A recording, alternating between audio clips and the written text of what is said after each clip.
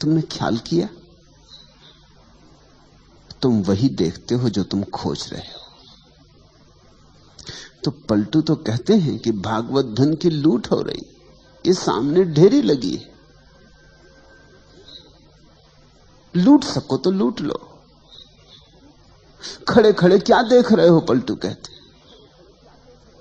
लेकिन जो खड़े खड़े देख रहा है उसको वहां धन दिखाई नहीं पड़ रहा, उसे वहां कुछ भी दिखाई नहीं पड़ रहा है। या यह भी हो सकता है कि जो लूट रहे हैं वो उसे पागल मालूम होते हो, क्योंकि जब उसे धन नहीं दिखाई पड़ता और ये टूटे पड़ रहे हैं तो पागल ही तो मालूम होंगे। ये किस चीज पे टूटे पड़ रहे हैं, यहां कुछ भी तो नहीं है। उसे लगेगा ये सब मन की कल्पना के जाल में पड़ गए। ऐसी तो होता है, तुम यहां बैठे हो, जो लोग यहां नहीं है वो तुम्हें पागल समझते, वो पागल समझेंगे ही। वो कहेंगे किस कल्पनाओं में पड़े हो। अरे यथार्थ जगत को देखो, किस सम्मोहन में उलझ गए हो, किसकी बातों में उलझ गए हो। ये सब बातें हैं, इनमें मत उलझ जाना, नहीं तो घर गृहस्थी खराब हो जाएगी। बाल बच्चों को देखो, पत्नी को देखो, परिवार को देखो, अपने कर्तव्य का ध्यान रखो, यथार्थ को देखो। ये किन बातों में पड़े हो। इतना समय दुकान पर लगाओ, बाजार में लगाओ, कुछ कमाओ। कमाई हाथ में आएगी तो कुछ काम आएगी। ये धर्म चर्चा, तत्व चर्चा, ये किस काम में आएगी। इसकी रोटी बनाओगे कि कपड़े बनाओगे, किससे छप्पर बनाओगे। इससे बच्चों का पेट नहीं भरेगा और न पत्नी के लिए साड़ी खरीद सकोगे। किस झंझट में पड़ गए हो। लोग तुम्हें समझाते हैं, लोग तुम्हें कहते होंगे अभी भी लौट आओ, अभी ज्यादा नहीं गए हो, नहीं फिर पीछे लौटना मुश्किल हो जाएगा, कहीं ज्यादा मत उतर जाना इसमें, होश हवास न खो देना, औरों ने खो दिया है। उनकी बात भी ठीक तो है, उनकी तरफ से ठीक ही है। अब यहां लोग मेरे पास आए हैं, दूर दूर से आए, कोई जापान से है, कोई जर्मनी से है, कोई ईरान से है, कोई इथोपिया से है, कोई अमेरिका से है, कोई स्वीडन से आया है, कोई इंग्लैंड से है, कोई इटली से है। दूर दूर से लोग आए, करीब करीब जमीन के हर तरफ से लोग यहां मौजूद हैं, सिर्फ चीन और रूस को छोड़ के, क्योंकि वहां से आ नहीं सकते। लेकिन मेरे पड़ोसी भी हैं यहां पूना में, वो नहीं आए। वो समझते हैं सब पागल हो गए हैं, इनका दिमाग खराब हो गया है। और उनकी बात में भी सच्चाई है, उनकी तरफ से सच्चाई है।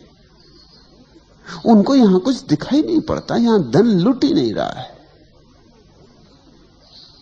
धन तो वे कमा रहे हैं, तुम तो यहां बैठे बैठे धीरे धीरे निर्धन हो जाओगे। तुम्हें लग रहा है कि तुम धन लूट रहे हो। तो एक बात समझो, धन और धन भी तो देखना पड़ता है। जिन्हें बाहर की वस्तुओं में धन दिखाई पड़ता, उन्हें भीतर की वस्तुओं में धन नहीं दिखाई पड़ता। जिन्हें भीतर की वस्तुओं में धन दिखाई पड़ जाता, उन्हें बाहर की वस्तुओं में धन नहीं दिखाई पड़ता। बुद्ध ने अपना राजमहल छोड़ा तो उनके सारथी ने, जब उन्हें छोड़ने गया जंगल में, उसने उनके पैर पकड़ लिए। सारथी ने, बूढ़ा सारथी, बचपन से बुद्ध को रथ पर घुमाया किया है, बचपन से बुद्ध को बढ़ते हुए देखा है, उसका भी बेटे जैसा लगाव है बुद्ध से। उसने बुद्ध के पैर पकड़ लिए और कहा कि ये क्या कर रहे हो, जंगल में कहां जा रहे हो, इस महल को छोड़कर, इस संगमरमरी महल को छोड़कर, उस सुंदर यशोधरा को, तुम्हारी पत्नी को छोड़कर, उस नए नए पैदा हुए बेटे राहुल को छोड़कर, अपने बूढ़े बाप को छोड़कर तुम जा कहां रहे हो। तुम बूढ़े बाप के हाथ की लकड़ी हो, और ये सुंदर महल और ये सारा वैभव जंगल में मिलेगा क्या। तुम मुझसे पूछो, मुझ बूढ़े से पूछो, मैं जंगलों में खूब भटका हूं, वहां कुछ भी नहीं है। और दुनिया तो महलों की तरफ जाना चाहती। तुम्हारा दिमाग ठीक है, तुम महल से छोड़ के जा रहे हो। कौन नहीं जो राजा ना होना चाहे, और तुम राजा होना तुम्हारे हाथ में, और छोड़ के जा रहे हो। वो बूढ़ा रोने लगा। उसकी बात भी तो ठीक है, उस बूढ़े को जंगलों में कुछ भी नहीं दिखाई पड़ता, उसे सब महल में दिखाई पड़ता है। गरीब आदमी का धन महल में मालूम होता है। ये तो कभी किसी अमीर को समझ में आता है कि महल में कुछ भी नहीं। ये तो किसी अमीर के अनुभव में बात उतरती कि यहां कुछ भी नहीं, क्योंकि देख लिया, कुछ पाया नहीं। शोरगुल तो बहुत है, सार बिल्कुल नहीं। बुद्ध हंसने लगे। उन्होंने कहा, तू तेरी तरफ से ठीक कहता है, लेकिन मेरी तरफ से वहां कुछ भी नहीं। वहां से मैं देख के आ रहा हूं। तू तो बाहर बाहर था बूढ़े, तू तो सारथी ही था। मैं भीतर रह के आ रहा हूं, वहां कुछ भी नहीं। और जिन्हें तू महल कहता है, सुंदर आलीशान वैभव से भरे संगमरमर के, उन्हें मैं केवल लपटों में जलता हुआ देख रहा हूं। मुझे जल्दी दूर निकल जाने दे, इसके पहले कि वो मुझे भी खाक कर दें, क्योंकि वो बहुतों को खाक कर चुके। मेरे पिता के पिता और उनके पिता और उनके पिता, वो सब वहीं खाक हो गए। मुझे भाग जाने दे। वहां लपटें उठ रही। वो बूढ़ा देखता है महल की तरफ, वहां कोई लपटें नहीं। ये बड़ी दृष्टियों का भेद है। और बुद्ध ने जो कहा था ठीक ही कहा था, क्योंकि जंगल में ही मिला। जो धन था, परम धन था, वो एक दिन बैठकर जंगल में ही मिला। वो 6 साल की अथक खोज के बाद एक दिन निरंजना नदी के तट पर बट वृक्ष की छाया में बैठे हुए वो धन बरसा। तो एक अदृश्य धन है, तभी तक अदृश्य है जब तक तुम्हारी आंखें बाहर से उलझी। उसी दिन दृश्य हो जाएगा जिस दिन तुम्हारी आंखें बाहर से मुक्त हो गई। दृष्टि की क्रांति चाहिए। तुम पूछते हो, पलटू कहते भागवत धन की लूट हो रही, और जो चाहे सो ले। ठीक कहते हैं, 100% ठीक कहते हैं। बस चाहना ही पर्याप्त है लेने के लिए। जो चाहे सो ले, कोई रोक नहीं रहा है। समाधि का धन ऐसा है कि उसे कोई भी रोक नहीं रहा है, तुम्हें कोई बाधा नहीं डाल रहा है। मगर बड़ा मजा है, जिस धन पर बड़ी बाधाएं हैं, जो तुम्हें मिलना एकदम आसान नहीं, उस पर तुम टूटे पड़ रहे हो। और जो मिल भी गया अगर, तो भी कुछ मिलेगा नहीं, उस पर तुम टूटे पड़ रहे हो, उस पर लूट मची।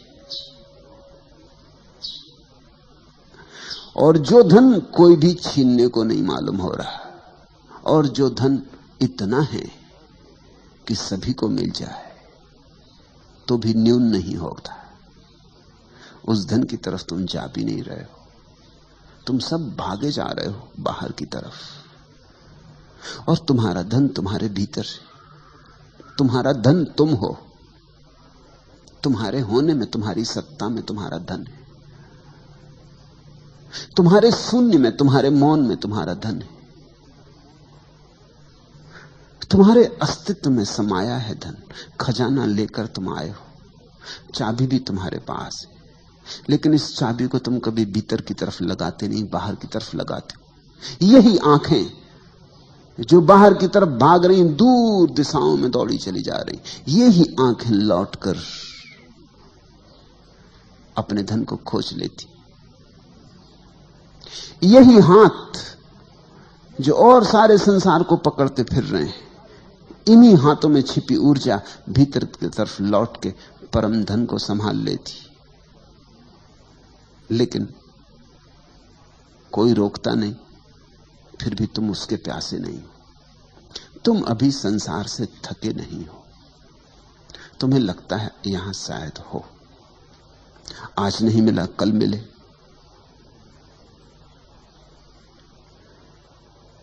जितना मिला है शायद इतने से तृप्ति नहीं हो रही, थोड़ा और ज्यादा मिले तो तृप्ति हो जाए।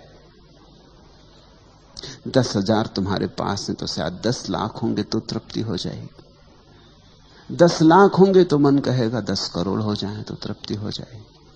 और मन के फैलाव का कोई अंत नहीं। मन आंकड़े बड़े करता चला जाता है। तुम जहां रहोगे वहीं से मन के आंकड़े बाहर और भविष्य की तरफ विस्तीर्ण हो जाएंगे। मन क्षितिज की तरह फैलता चला जाता है। मन कभी भी तुम्हें ऐसा मौका न देगा कि अब आगे नहीं।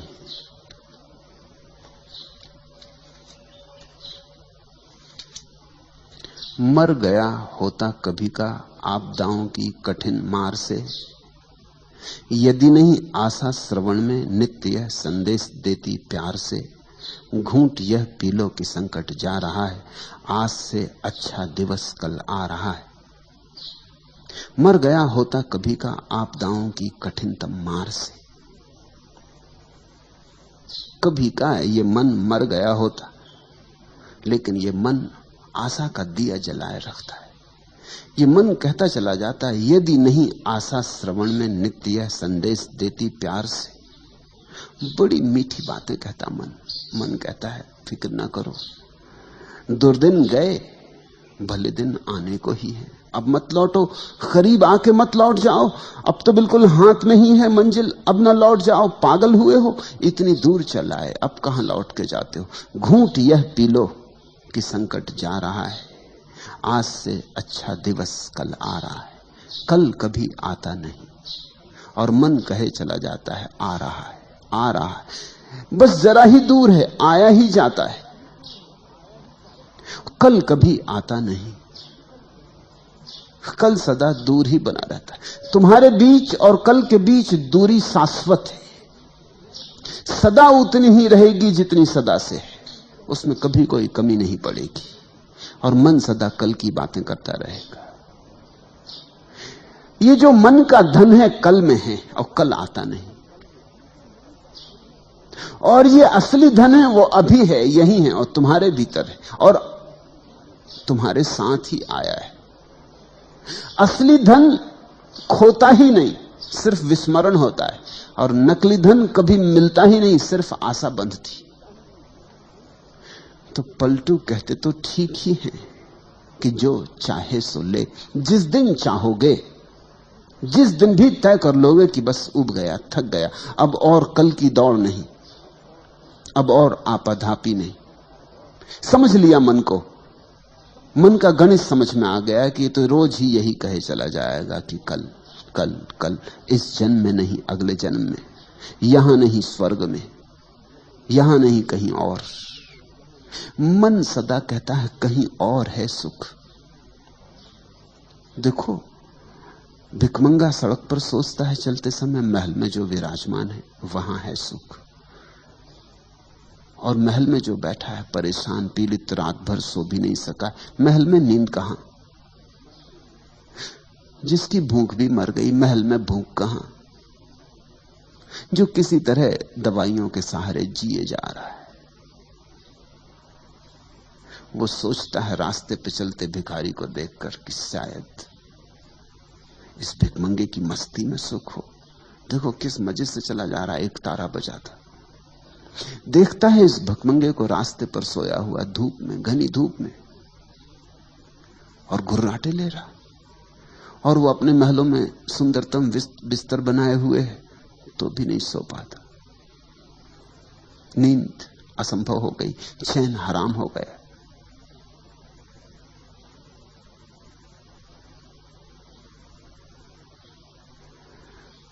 भिखमंगे को देखकर, उसकी चाल को देखकर, उसकी मस्ती को देखकर, उसके निर्द्वंद भाव को देखकर अमीर को लगता है शायद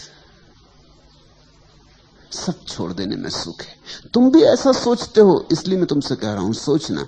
तुम सदा ऐसा सोचते हो कोई और सुख पा रहा है।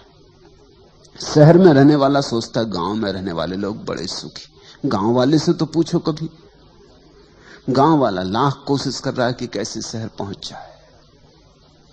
बंबईया सोचता है कि कैसे गांव पहुंच जाए, गांव वाला सोचता है कैसे बंबईया हो जाए। गांव वाले की एक ही आशा लगी, कभी बंबई पहुंच जाए, और बंबई वाला सोचता रहता है, कविताएं भी पढ़ता है। वो बंबई ही लिखते हैं, वो कविताएं भी बंबई में रहने वाले लोग लिखते हैं, गांव के सौंदर्य की, गांव की प्रकृति की, गांव के निसर्ग की। गांव वहां जाते नहीं वो। कौन रोक रहा है तुम्हें गांव जाने से? मैं दिल्ली में था और एक हिंदी के बड़े कवि मुझे मिलने आए, उन्होंने एक कविता सुनाई, गांव की बड़ी प्रशंसा। मैंने उनसे पूछा कविता तो ठीक है, मगर एक सवाल पूछूं, नाराज तो ना होंगे? उन्होंने कहा कि नहीं। वो सोचे कि शायद मैं कविता के संबंध में कुछ पूछ रहा हूं। मैंने कहा तुम्हें रोकता कौन? दिल्ली में तुमसे कह कौन रहा कि तुम रहो? कोई दिल्ली तुम्हारे पीछे पड़ी? तुम गांव जाते क्यों नहीं? वो तो जरा चौंके, 10-5 और लोग बैठे थे, वो जरा बेचैन भी हो गए। इसका उत्तर क्या दें? रोकता कौन है तुम्हें? अभी निकल जाओ, टिकट की दिक्कत है। तो मैं जिनके घर में ठहरा था, मैंने उनको टिकट का इंतजाम कर दे, इनको अब जाने दें।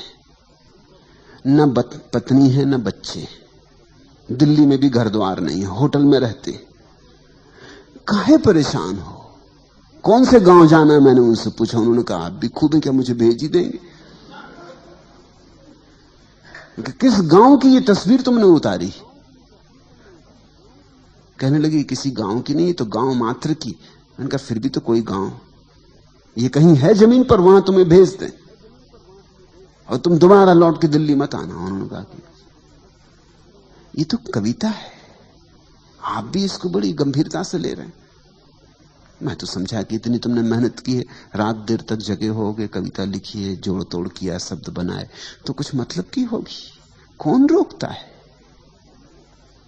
लेकिन ये गांव जाते नहीं, ये गांव से ही आए और इनको भली भांति पता है कि गांव का सौंदर्य कैसा है। अभी बरसा के दिन है तो कीचड़ ही कबाड़ है वहां, और मच्छर है और खटमल है और हजार तरह की बीमारियां हैं और भुखमरी है, और ये सब प्रकृति और सौंदर्य, ये सब बकवास शहर में बैठे आदमी को सूझ रही। लेकिन तुम जहां नहीं हो वहां सौंदर्य दिखाई पड़ता है, वहां घट रही है असली बात। तुम जहां हो कुछ परमात्मा ऐसा नाराज है कि वहीं भर नहीं घटती और सब जगह घटती।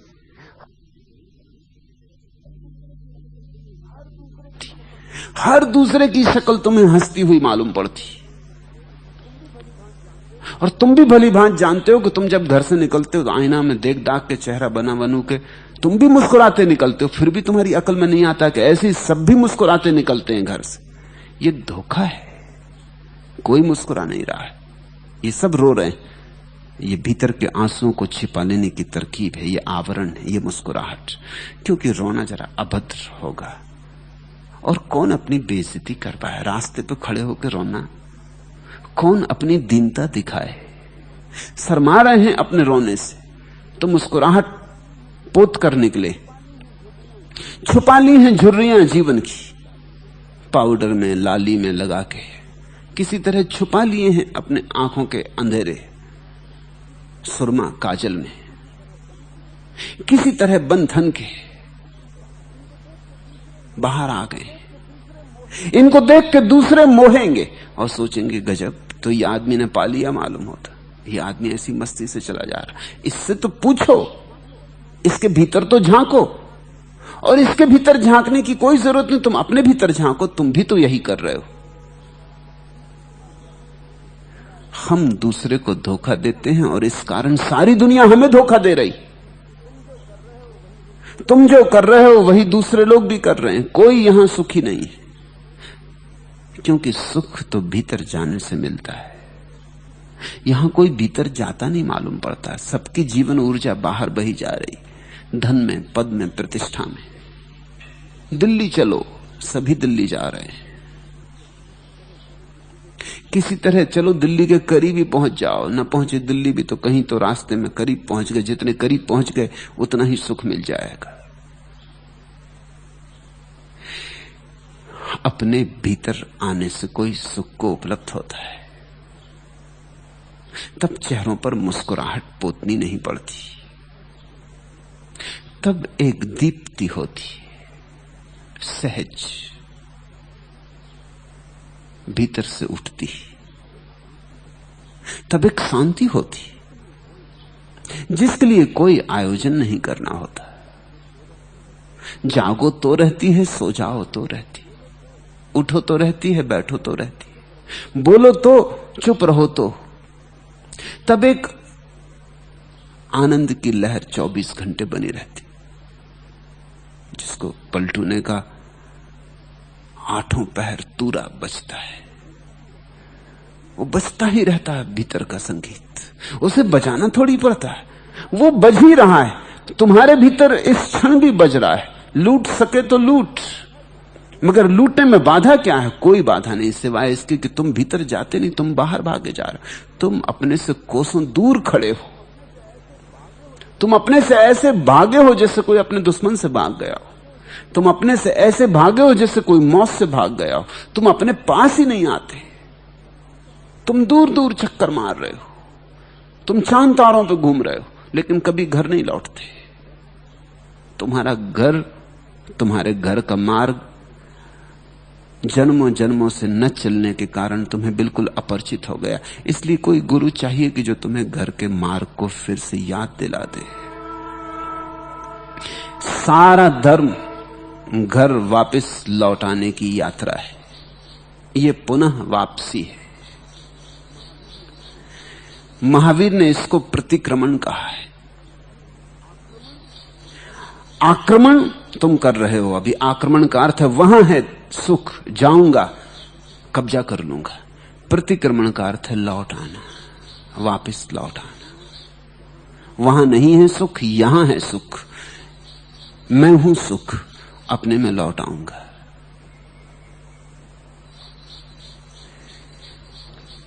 पलटू कहते हैं इतनी ही बर जरूरत है कि तुम चाहो। और चाह कैसे पैदा हो? चाह तभी पैदा होगी जब तुम अपनी बाहर की चाह की घनीभूत पीड़ा को देखो। तुम क्या कर रहे हो?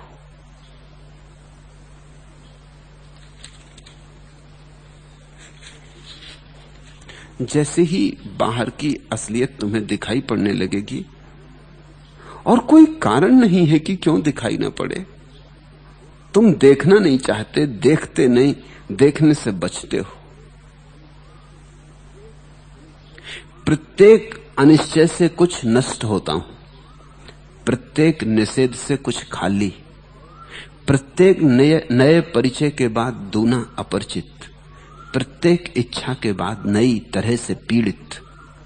हर अनिर्दिष्ट चरण निर्दिष्ट के समीपतर पड़ता है, हर आसक्ति के बाद मन उदासियों से घिरता है।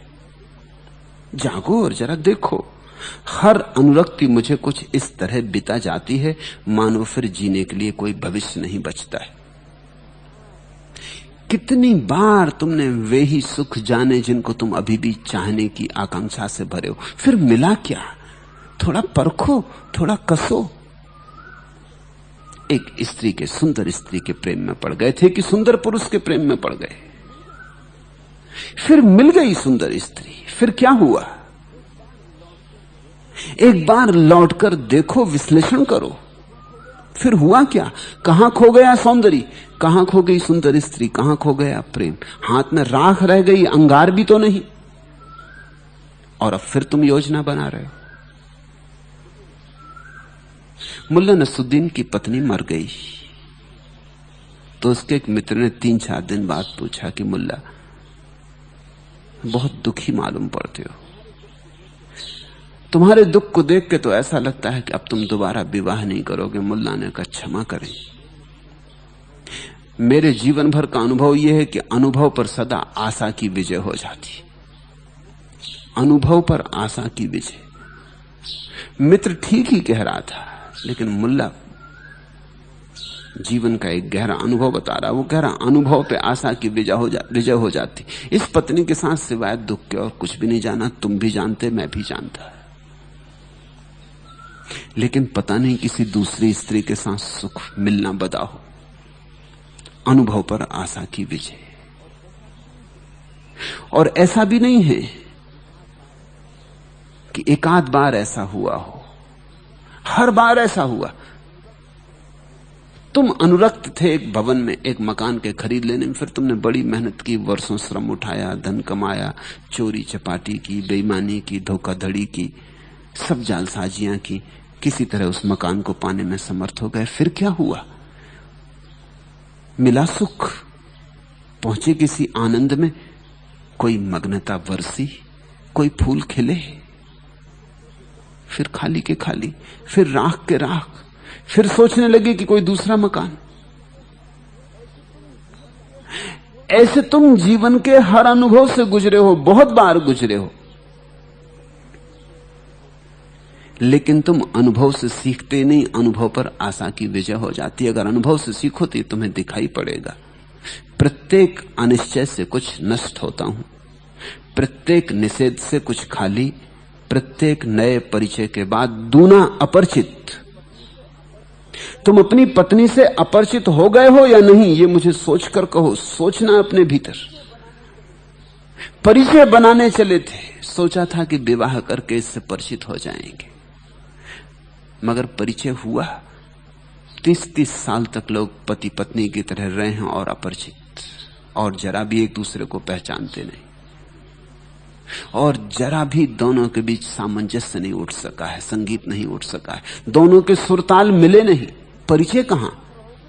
जितने दिन साथ रहोगे उतने अपरिचित हो जाते हो। प्रत्येक निषेध से कुछ खाली, प्रत्येक नए परिचय के बाद दूना अपरिचित, प्रत्येक इच्छा के बाद नई तरह से पीड़ित। देखा नहीं कितनी इच्छाएं तुम भर लेते हो, भरते ही नई पीड़ा शुरू हो जाती।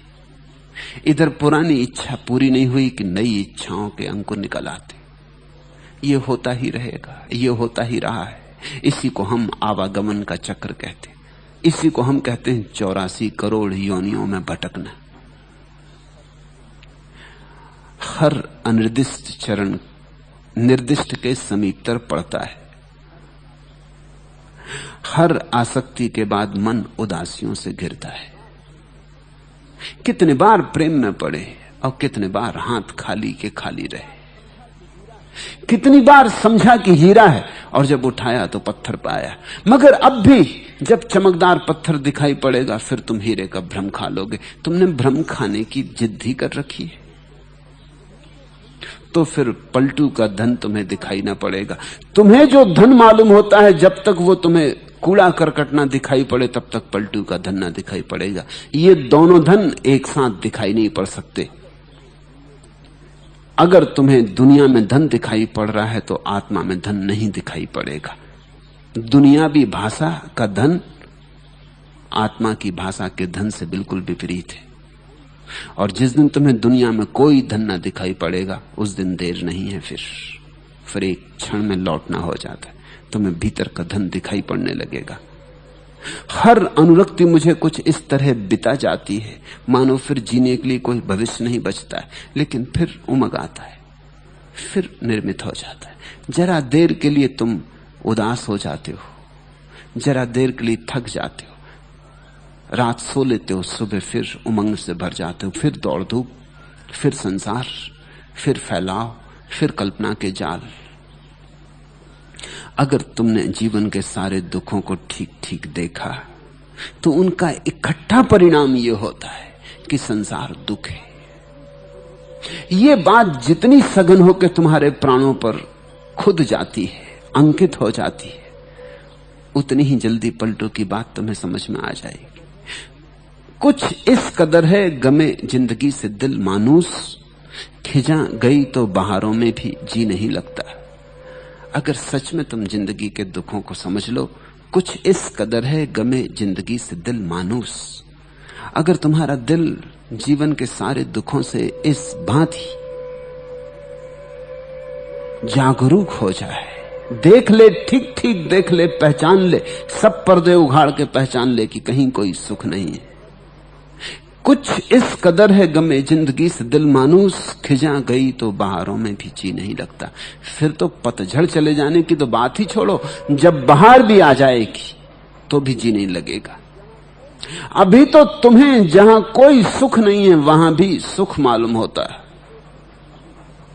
अभी तो दुख में भी सुख का भ्रम होता है। फिर असली सुख भी सामने खड़ा हो जाए संसार का तो भी तुम्हें दुख दिखाई देगा, क्योंकि अब तुम जानते हो ये सब धोखे हैं। संसार ने बहुत बार धोखा दिया है। ये भ्रामक जाल है, ये मृग मरीचिका है। ऐसा तुम्हें दिखाई पड़े और कोई कारण नहीं कि क्यों दिखाई ना पड़े। अगर तुम देखना चाहो तो अभी दिखाई पड़े, यहीं दिखाई पड़े। मैं कुछ ऐसी बात नहीं कह रहा हूं कि तुम सोचना, कल विचारना, देखना। तुम जिए हो, काफी जी लिए हो, सब अनुभव दोहर चुके हैं। अनुभव कितने थोड़े हैं, जरा सोचो तो। 2-4 बातें आदमी दोहराता रहता है। वही क्रोध कितनी बार कर चुके, 1000 बार कर चुके, लाख बार कर चुके। अब कब तुम्हें अनुभव होगा? वही राग कितनी बार कर चुके, वही मोह, वही ईर्षा, वही मत्सर, वही अहंकार। मामला तो कुछ इना गिना, उंगलियों पे गिना जा सके इतना है। कुछ बड़े गणित की जरूरत नहीं, उसी को हम दोहराते रहते। 1 महीने की डायरी तो रखो, 30 दिन की डायरी रखो, और तुम पाओगे तुमने करीब करीब सब दोहरा लिया जो जिंदगी में दोहरता है। दुखी हुए, नाराज हुए, परेशान हुए, पीड़ित हुए, अपमानित हुए, दंभ घिरा, मोह पकड़ा, राग में पड़े, सब हो गया। 1 महीने में सब दोहर जाएगा। फिर तुम नया और करने को क्या बचा? फिर इसी को तुम कितनी ही बार दोहराते रहो, फिर तुम ग्रामोफोन के टूटे हुए रिकॉर्ड हो जाओगे। फिर वही वही लकीर दोहरती रहेगी, दोहरती रहेगी। पुनरुक्ति है जीवन। इसलिए तो हमने चाक से उसकी उपमा दी है। इस देश ने जीवन को अगर चक्का कहा है, चक्र कहा है, तो इसीलिए कि चाक घूमता रहता। पुनरुक्ति है, वही फिर वही फिर वही। नया क्या है? नया कहां है? कुछ भी नया नहीं। फिर तुम कैसे इसे पकड़े हो?